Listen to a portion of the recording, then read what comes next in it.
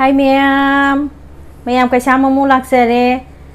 kaisamna mayam bu taramna oksari mayam khurumjari kaisamna mayam kaisamgi video sibu yengbireba mayam isininaw sing mayam adagi subscribe tawbireba isininaw mayam bu kaisamna hainingai leitana thagatpa phongtoksari aduga anaubu yengbiba isininaw aigi videos da anaubu yengbirakpa isininaw waitargadi like toksanbiramo nungsibiduna subscribe tok macha ma toksanbiramo aduga makhada comments macha ma toksalamo ado mayam aina ngasi mayam da share tawjaningi se atai kesunate Beshon ga yerumga ani mix tawraga pakora hawbagi type ta hawraga thongba injang do adu matang mayam da sum share tawjaningdana tawrokpani ado mayam kaisamna tawbasida soiba dum yawta su kaisu kaide adu mayam na dum comments da dum haibiramo ai kaisu saujaro kaisamna ko waro bu khopa ai kaisu leijaro adum haibiramo adu ai mathangi video da adugi mayam na hairakpa asoiba do ai dum mathang video da dum semtok sarake waro bu kaisu leijaro mayam aigi video si yengwa matam da mayam skip tawk da video yengbiyo please nungsi video na si haijage kaisamna Beshon khara chawba khabai ani laujare hing hapchanjarage hairi bob asuba khara moro asuba khara machu isagi hingsapta aina thai sidi sigi pakora sem do budo duga yerum hapse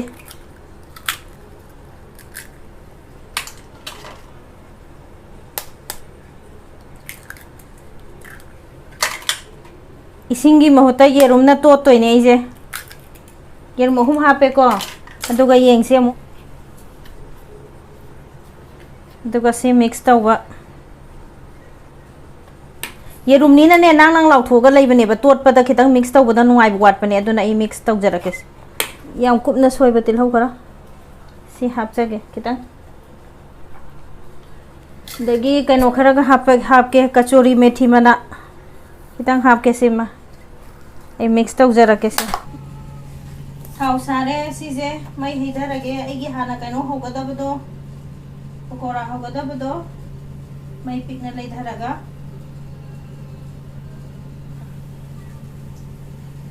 दिया रे या दिया सले अदु मुंगा तंग का थमगी के इसे मैयाम समाना याम हाउदुई जानिए मैयाम चारगा येंबियो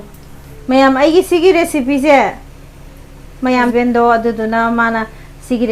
रेसिपी से तव हाइदना कोइ माना हाना तवद्रिंगा दा हाना येंजरे अदुगा सि तवजरा गोल गोल तवरगा येंगो तो फजरदरा अदुदी मथंग आई खामे सिमी आलू काबा काबा ngौदोइनी ना बा सिदा लोइना हा सोंग सोंग ये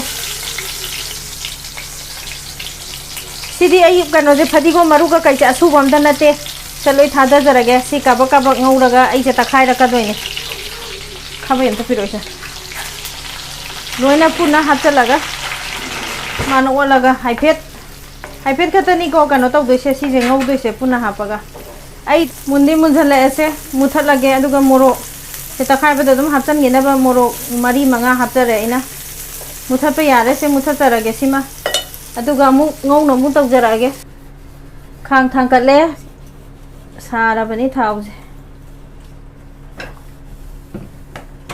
अदुदि सि तहलिङाइदा सि साबा ngaइरिङैदा कैनो तौसे करिबा ngसाइना ngौगिबा कैनो दा खामे सिमि का कैदो तखाइसे अदो मयाम सुम तखाइबसे इंहलगा ओइना तखाइबिउ को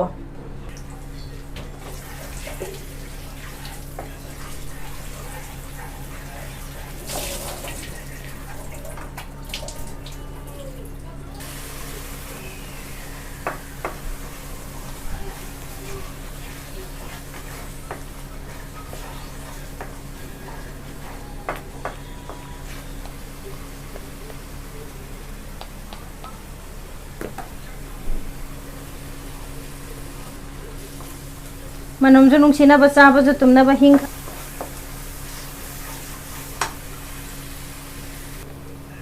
लोइना बा मरु मरांग का कैदो लोइ मुंझले आई इसिंग मही हाइजरागे मही हापचनजरागे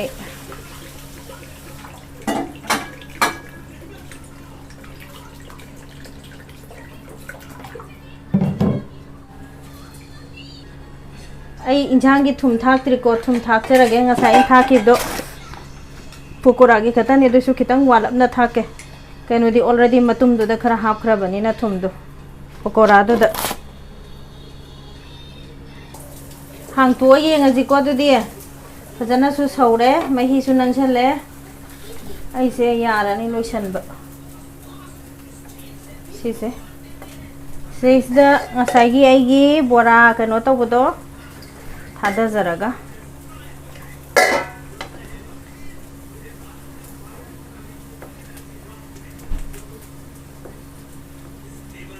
minute ama katang lon ge yam lola yam kuina lolo na tadi matum jel oi kai na ni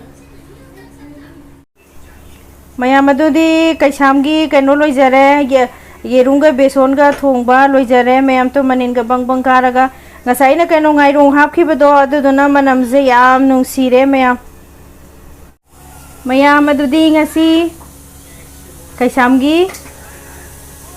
yerumga beshon ga pakora thongba loijare mayam to ubira ko mayam adudi mayam kaisam bu nung si biduna ye mathang de adudi mayam kaisam bu nung si biduna like to biramo subscribe macha ma to biramo ano ba yeng bi ichini naw mayam na